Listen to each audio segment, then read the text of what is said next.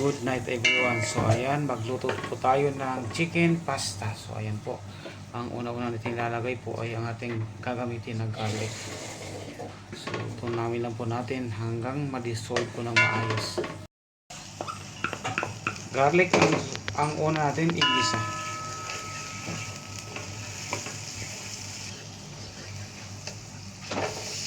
Kung yun ang susunod.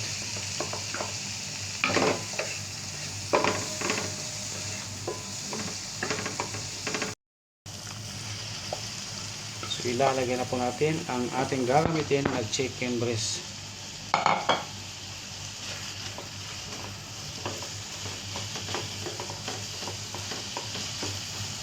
Haluin lang natin ang haluin para maayos o maganda po ang pagkaluto ng ating ginamit na chicken breast.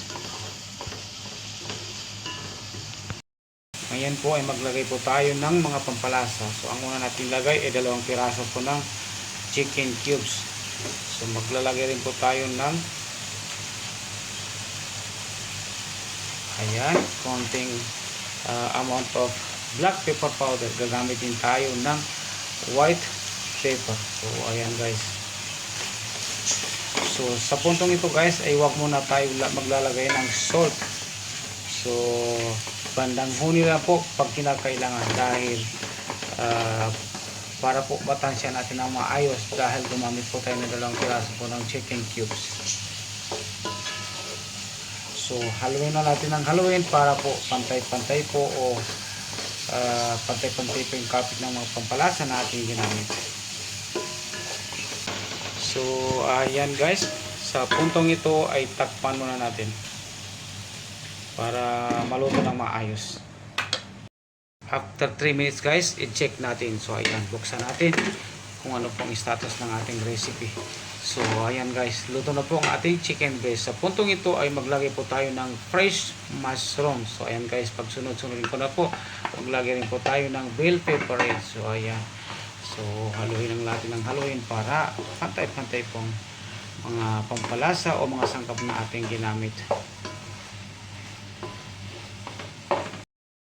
So ayan guys, takpan ulit natin sa loob ng 2 minuto.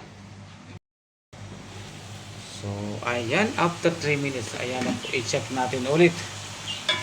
So haluin lang natin ng haluin, tuloy-tuloy pa rin. So ayan guys, naamoy ko na po, sobrang bango po ng ating recipe.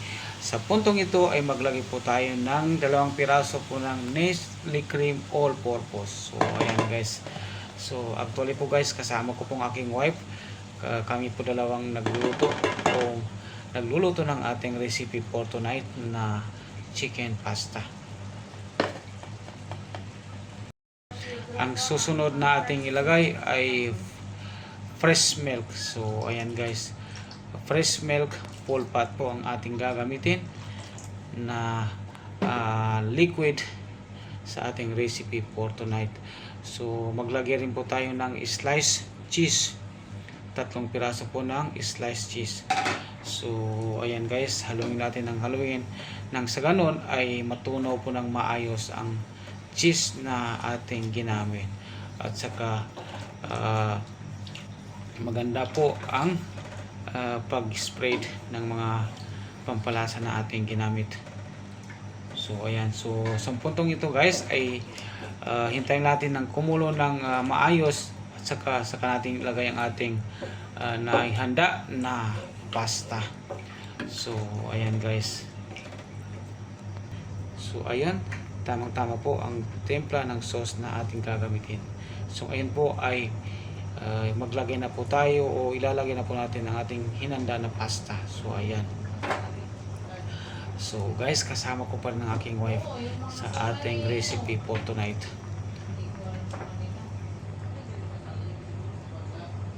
Salary transfer, mga ano, meron na?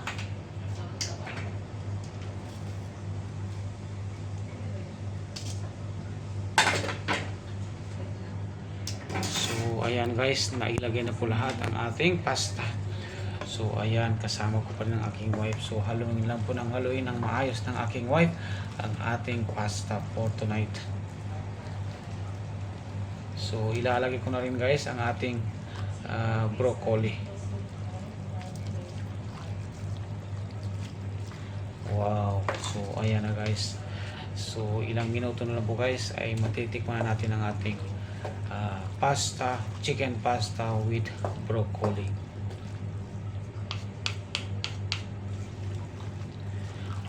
So ayan guys, habang hinahalo-halo po ng aking wife ang ating chicken pasta with broccoli for tonight. So please lang po, pag nagustuhan ng ating recipe sa akin, paki-comment, like and share. Subscribe na rin po at huwag lang po kalimutan pinutin ang notification bell para po sa mga susunod nating video ay ma-update po kayo kagad. So guys, thank you so much and God bless us all. Mabuhay po tayong lahat.